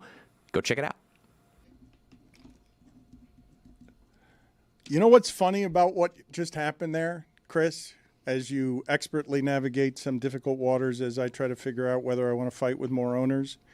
I just heard, this is what I just heard in my headset. 5 in the control room. 5, 4, 3, oh, fuck. 2, and then you're looking at me and you don't have any idea what we're doing. You're like, you point to me. You heard the same thing I heard, I got right? really nervous too because they also said coming out to Zaslow. What? What? I didn't know what's happening. Did I screw up? Football is upon us, and everyone around here is a little bit crazy, at least in part because I'm getting criticized from all sides here for not talking enough football, because today is football day. So Tony's got a top 5 list. All right, okay, I give in. I know I'm going to lose to football, so go ahead. Have your football fun. Tony's got a top 5 list. What's the top 5 list? Also, we've got the helmet is back. You guys are going to be forced now to respect the helmet. John Amici has come through here, and there's contract language now for all of you that has costumes involved. Legitimate contract language, because you guys don't respect the audience enough to dress up when you lose at these games. So the helmet is back, and things are going to be enforced this year, and Dentech is going to make sure they get enforced here with their mouth guards. And I will tell you, as someone who had headaches here, that these things help if you're grinding your teeth, if you're sleeping and you don't even know what you're doing in your sleep. So we'll get to the helmet at some point here. But first, the top 5 list with Tony. What's it about? Dan, this is, oh yeah. My bad. I totally forgot we had music to this. Hey. All right, Dan, obviously the Tony's top 5 starts after week 1 because we got to see the actual games to have a Tony's top 5. But this is the preseason list of Tony's top 5 teams I'm keeping an eye on this season. Teams I'm going to keep an eye on. Obviously, this is not the good teams. This is not the Patrick Mahomes and Jalen Hurts and the Philadelphia Eagles. All these great teams out there. This is not that. This is teams that when I'm scrolling through the red zone, when I'm scrolling through Sunday Ticket, I'm going to keep a little bit more of an eye on them because I like what they got going on. So Dominique says the Colts are the team to watch. Well, wait a minute, though. But Billy and Cody say it's a must-win for the Dolphins in week 1. And Dominique is saying that everyone's saying that the Colts are one of those teams and the Dolphins aren't, correct? Like, that's what everyone is. There's no one saying that the Dolphins might be one of those teams and the Colts might not be. Greg said that. Yeah. The voice that sounded like Greg said that. Greg had them at 8-9, making the playoffs, the Dolphins. So where are we? Who do we have to watch? You're not going to do OLI before. No OLI, just 5s. Just 5ers. And I'm going to start with number 5 here, and I put him at number 5 because I know there's fatigue. I know everybody's going to say, Tony, of course, this team, how do you always come back to this team? But I like them, and I'm going to keep an eye on them. Jaguars. The Jacksonville Jaguars are number 5. Not again, dude. Do I get very low? I don't understand how. Look, Dan, I'm making a play on Liam Cohen. I think Liam Cohen revitalized Baker's Listen, career. Okay, you need to give up. You need to surrender this No, Cuban pride. no, this is it. Billy. I can explain it to you. No one here likes to admit they're wrong. No, that's what it is. Like What? But this is embarrassing what you're doing. He's taking the lane. It is Billy. You would agree that it is hard in the modern age to be at the trough and take a lane no one else is at. Tony, being a Jacksonville guy, is one of the biggest national support voices Jacksonville has had because no one cares about the grainy footage coming out of Jacksonville, which smells bad and is stuck in 1998 praying for Mark Brunell. You like Jacksonville? I'm going to keep an eye on them It's this just year. this thing that now he changed. I'm going to keep an eye on them. No, I never liked them. I didn't say I never liked them. Tony, I you've never been said wrong on Jacksonville the whole time, and Except the time that I wasn't. No, Mike's most hurtful bet in his history is the one time you were right on Jacksonville when they beat Herbert in the playoffs. Thank you. And another topic I want to get to. Your team is bullshit, Who Tony. needs a great start more, Herbert or Mahomes? We'll get to that later. That's a Tony, very good your topic. team is bullshit. Okay, Dan. You got that bullshit team? No, I don't have that bullshit team. Yeah, he Liam does. Cohen, who just revitalized Baker's career over in Tampa. He's now the head coach over at Duval. Where's the sound of Duval? Duval. I think this is Trevor Lawrence's last stand right here, Dan. If he can't do it with Liam Cohen, it's over. That's what I'm saying. This year is the year. Travis Hunter, Brian Thomas Jr., they got a good running back, Bashaw Tootin from Virginia Tech. Oh, that guy's like a fire hydrant. Why did you say that the way that Zaslow says Thai food? Why did you say that's my Tootin? gimmick, man. Bashaw Tootin. Thai food. Exactly right. I was wrong when I said no one likes to admit they're wrong. I was wrong about that. Mike likes to admit that he was wrong more than anyone. He's told us. That is not true in any way. It is true. He just said it. I He turned literally over a just new said it. leaf. Yeah. You admit that you're wrong about that, please. Admit Shows it. growth. Admit it. That's why we're in this whole pickle. Duval. Again with the pickle? My movie theater sells pickles. Do we need to change the music? How or- much? It's $2.99. It's a good deal. Number 4, the Atlanta Falcons. Keeping an eye on them, Dan. I want to see what Michael Penix turns into. Zach Robinson, their OC, has had to shift some of the ways that they played, obviously, earlier in the season last year with Kirk Cousins. They changed things completely. They should shift from playing bad to playing good. That's a good note. That's hopefully what they're going to do with Michael Penix now. Drake London and them boys, Bijan Robinson. They got Arthur Smith the hell out of town. So you said all those names. What is Kyle Pitts? Because out of college, this was a person who was the best.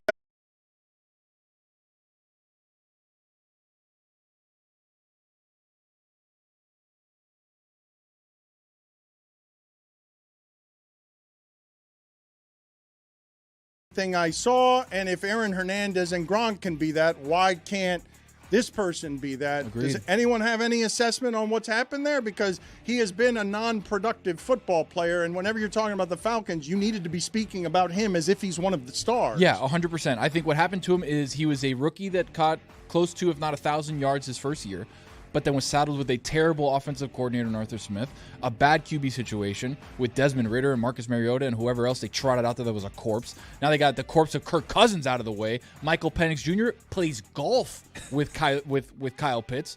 Now we got the golf buddy narrative going on. So I think this is the year. We talk about this being the year for Trevor Lawrence. This is the year for Kyle Pitts. If it doesn't happen this year, Dan, it's over. I don't want to see him ever again. Dan, I think you stumbled on a great bit. Awful football player comparisons. Because you just compared Kyle Pitts to Aaron Hernandez, and you did it so casually. Next time you see a running back that flashes to you in college, compare them to O.J. Simpson, please. The juice. I did it to Aaron Hernandez and Gronk because the tight end numbers that they put up as a combination it made Belichick look really smart. Who would we do it for wide receivers? Tyreek Hill. But who are we going to compare him to? Tyreek Hill. Ray Caruth. Number 3. I think Mike's in on this, obviously. Tennessee Titans. Cam Ward, number 1 pick. We want to see what he's got going on. Okay, Calvin Ridley, he's had an up and down career. Now he's number 1. Bill Callahan's got that offensive line playing a lot better. Okay, hopefully this year they got additions to that offensive line.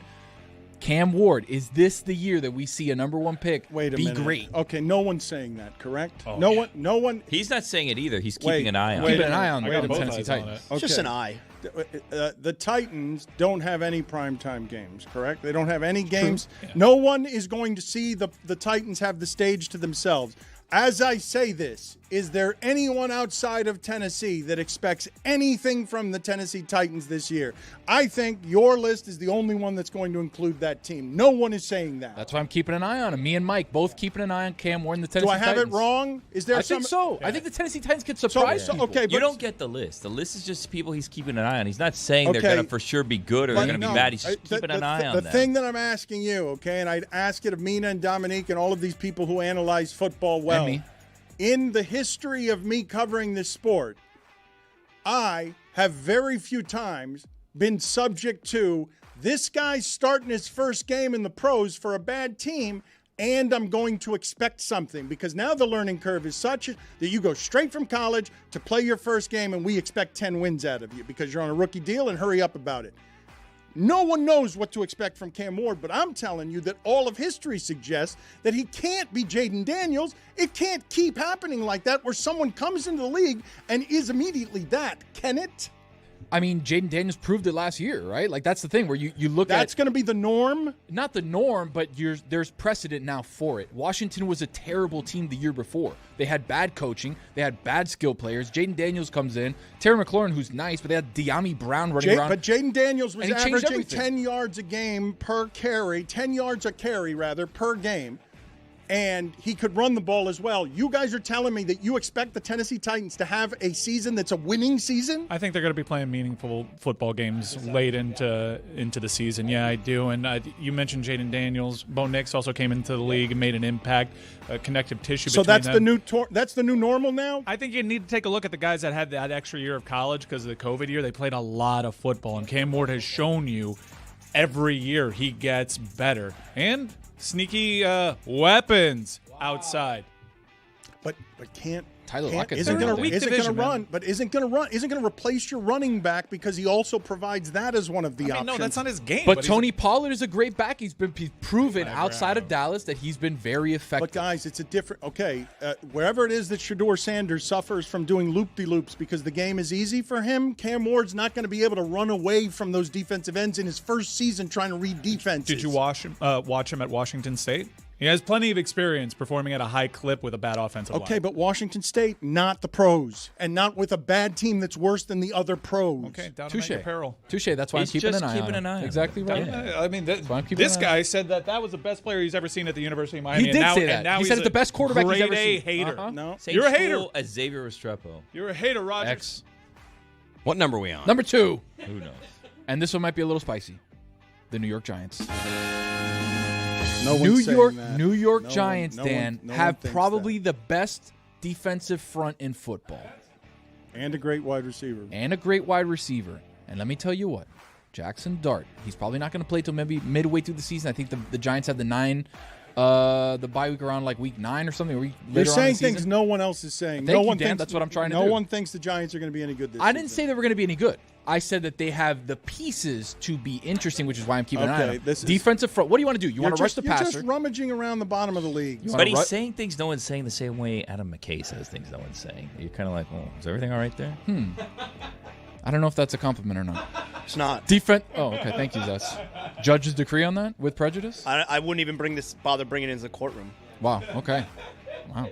I don't know if that's worse on me or Adam McKay. All right. You've got a defensive front that is best in football. You've got Malik Neighbors. You've got a couple quarterbacks that I think are going to be pretty good. I think Russ is going to be better than people think. So I'm keeping an eye on the Giants. I think they're going to be a fun team. They're not going to be a ton of winning football, but they're going to be fun. Don't do that. All right. So what is number 1? And number 1. You by putting the Giants in here, you've bored me. Just the maybe very, I can bring you back on this one. The very existence of the Giants. Is anyone expecting anything from the Giants this year? I'm expecting them to get the hell after the quarterback. Abdul Carter. And play fun football. That's what I'm expecting from them. Number 1, the New England Patriots. Mike Vrabel and them boys. I think we got like a Josh Allen light in Drake May. I think he's going to run the football. I think he's going to throw pretty well. Travion Henderson might be Rookie of the Year. We don't know yet. He's run out of a cannon every time he touches the ball. Dan, did you see him return that kick for his first touch? Did you see it, Dan, in the preseason? The thing about this segment that bothered me, and I'm sorry to do this. I don't think you saw it. The thing about this segment that bothered me is that you tried to make creative, and thank you for trying, the very bottom of the league. I'd like to talk about the top of the league because you're talking about the very worst. But you didn't even want to talk about Philly last Everybody's segment. keeping an eye on them. Exactly right. I wanted to talk about Aaron Hernandez. Tony's Top 5 is presented by Smirnoff, the official vodka sponsor of the National Football League. Smirnoff, please drink responsibly. The Smirnoff Company, New York, New York, 40% alcohol by volume.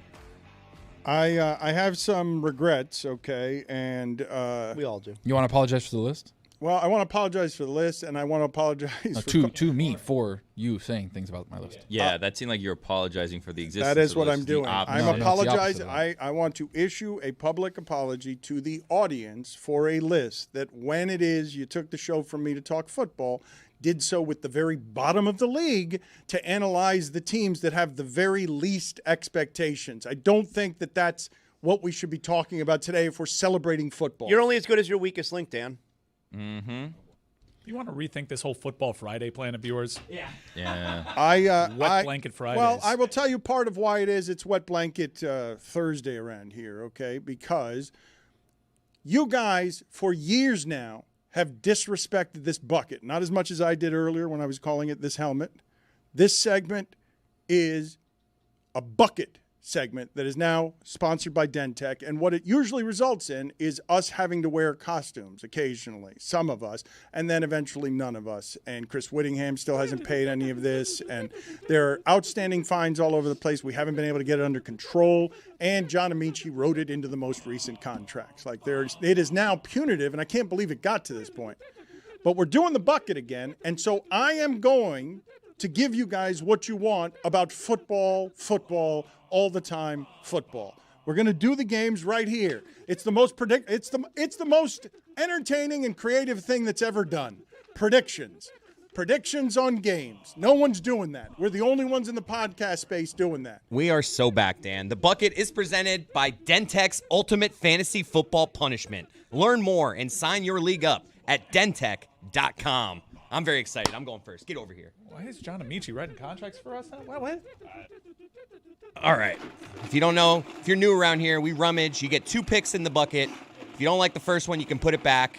We've simplified it, Dan. Not as many wacky helmets this year. Well, it's just us two doing it, so we're going to be serving all the punishments. I got the Cowboys. That's going back. Oh, Cowboys, you know what? Hold on. You don't want to get the points on that? Plus 8.5. Hey, a lot of points guys, are opening day. We don't do points. No. Yeah, you have to pick a winner. What are we doing? He was setting the table, guys. We do this whole thing like when we. I mean, you're going quick. All right. I'm just making sure he thought that No, I know. We go straight up winners. Yeah, Tony's supposed to start. What's happening right now? Just Rusty, and you're in charge. The Jags. That's who I have. That's very exciting. Tony's the Jaguars keeping an eye on them. Are at home against the Panthers, 3.5-point favorite. I improved. Now, remember one of my favorite predictive analysis stats. Every time the Carolina Panthers have started the season week 1 against the Jacksonville Jaguars, they make the Super Bowl. All right, here, first pick. I've got the Cincinnati Bengals, and they're playing the Browns, 5.5-point favorites. I'm taking that. All right. You got to keep that. I'm going to go ahead and go now. All right, let's do this. Happy to be doing this in the bucket. Dentech mouth guard. Oh, I got Arizona. I'm keeping that. They're at the Saints. I like Arizona this year. I think they're making a playoff. Let me say something here. Let's put these mouth guards in and give the rest of these picks, the first picks of the season. Let's give Dentech the proper sponsorship. All right, let's do this. I do mind like Matthew Tkachuk because he's super cool. Very comfortable. Another team I like is what Billy just picked was the Bears. Yeah, I'm putting them They back. didn't make my list, though. They're hosting the Vikings. But you're bear down Billy. I am bear down Billy, but I don't like the last game of the week, you know? The Bears are plus 1.5. They're small. Yeah, Vikings. Okay. I got the Jets, so big improvement for me. Okay, Zaslo's about to go. Chris Cody's about to go game. as well. I'm hungry versus the Jets. Huh? I'm hungry. Okay, Yeah. Justin Fields, too. Again with the plain sticks. Oh, it tastes so good. Chris Cody. I already went, Darren. I know, but Zaslo, don't choke. Good day for Dentech. I'm going to have 2 mouthpiece segments, this one and the one with Mickey. I need a mouth guard for one of them. I got swap. Oh, you got the swap helmet. Everybody wants the swap helmet. You You're want going to the keep Jets? that. No, you're So now what you do is, if you're keeping that, you pick another team, and then you can switch that team that you pick next with anyone you choose. If you choose, you can keep that helmet. So pick a team. You got to pick another team if you're keeping the swap. It's a good helmet to have. Then you can take So pick anyone another else's helmet. And now you have the option. Oh my God. Oh, I thought it was the Saints. Army, Navy, Air Force? Army, Navy, Air Force. So now thank you for your service. you can pick to swap with somebody, or you can pick Army, Navy, or Air Force. You don't have to swap now. You get to pick after every. Or Coast Guard, too. And so, what are the Army, Navy, and Coast Guard games? I'm checking it out. It just says Army, Navy on it. That's not So I got the Bills. I got the Bills. The Bills. They're a good team. Yeah. Ravens, yeah, tough game. Very boring on Hard Knocks, but a good team. I'll take the Bills. I'll take them against the Ravens at home. You wanted me to talk about the boring Bills? No. I don't want to talk about the boring Bills, but I do want to think that they're good again this year and they're going to win the division. Sure, but that's not fun. Zaz, you don't need to worry about who you're picking in the thank you for your service helmet because you're probably going to swap with someone. So they're going to then have to think about Maybe I won't. I'm going to see who Army, Navy, and Air Force Army's are playing K-State. That's not good. Navy's playing at home against UAB. Isn't K-State 0-2? UAB, that's Trent Dilfer's team. He sucks. Okay, so maybe Navy at home against them. I got to see. Maybe. Army just lost to Tarleton State. All right, well, like I said, that might not be a good team to pick. Who's Air Force playing? Utah State. Tough game. You break it down, college football expert. I always like to bet on Utah and Utah State. I always like for them to be a little bit better than people think they are. Yeah, I got to go with swap. I'm out to swap. So who do you want to swap with? Which is the one who you you like guys the got? most? Who you The got? Bengals, the Jets, I think he said. I think Tony has the biggest favorite, 5.5-point favorite. Bengals. I don't know about that. Mike, what do you got? I got nothing you got to worry about. What you got? Nothing. That's on you for not remembering. Yeah, he's right. That's not the way to play this. That's not the I gave correct- analysis. I said I like them making the playoffs. No, but now you're testing his memory, and That's no right. one explained to him that this was a game of wits. Well, What, you got? Man, He's playing it for the first time. We stole it from him and Joy Taylor. It was a totally stolen I'm glad idea. you're finally admitting He's that. still mad about it. You took that shit yeah, from me. Yeah. You and Joy Taylor complaining you stole our bit. You took it national, and all I did was hate it. I hate this bit. And now it's supposed to remember James? yeah, you invented making predictions. No, I invented. I had a wheel of death. That's right. He had a wheel. He had a wheel. It was a wheel of humiliation. Either way, you don't know my team, and it seems to be like you're in a pickle. The wheel of Yo, my movie theater sell pickles. But I don't care what the wheel of humiliation was better than the bucket of. It was better. Yo, Mike, who you got? Don't make me come over there. I'll come over there. Bullshit. Billy, who you got? Are you say I'm swapping with Billy, or are you gonna say the team? You want to swap with me? No, I want to know what team you have. Okay. You want to swap with me? No, I want to know what team you have. What if I had the Eagles? You want to swap and get the Eagles? No, I don't want the Eagles. What if I had the Broncos? You want to swap for the Broncos? If you had the Broncos, I would swap with you. So, take a gambling man? I am a gambling man. So, if I had the Broncos, you could have the Broncos. But if I have another team, you got that team. That's not how this works. Pick your poison, buddy. I want to know who you got, man. No, you got to pick who you're swapping with. Swapping is supposed to be a good thing. You're It's not swapping supposed with to a be- person, I'm not the guessing team. here. You're swapping with a person. You swapping with me? I'm not. You want to do business with me? You want to swap with me? Maybe I had the Broncos. You want to swap? No, I want to swap the team. I don't want to swap with you. Who you got? It's not how I do business. Well, you don't make the rules. Maybe I got the Commanders. You want the...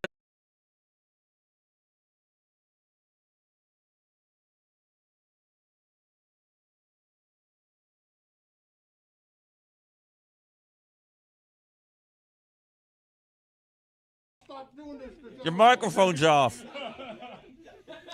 Yes, if you have the Commanders, then I want to swap. So you want to do business with me? If you have the Commanders. Say I want to swap with Billy. I want to swap with Billy if he has the Commanders. No contingencies. Pick a person to swap with. This is what you get for not keeping up. Yo, Chris, who you got? I have the Jags. Mike has the Cardinals. They're the biggest favorite. You son of a... But maybe I had And I don't like to use that word, but you made me. I might have the Commanders. My team's in this hand right here. You have the Commanders? Maybe. It's right here. Take a look. It's in this hand. Let me see your hand. You seeing it? You blind? You have the Commanders? I got my team in this hand right here. You want them? If that team is the Commanders, I'll want them. I think Chris Cody gave you a clue. Want this team or not? I don't want that team. I'm declining. I don't want that team. Wow. Your funeral. We need a swap. I want Mike's team. Give me your team, Mike. All right, Don't make me come over there. That's the Cardinals. All right, so Mike now has, what are you taking? Air Force, Navy, Army? Who are you taking? He'll announce it. Yeah, they're all not great. Thank you, Dentech. I had the Jets. Good, I'm glad I didn't take that. Bad business.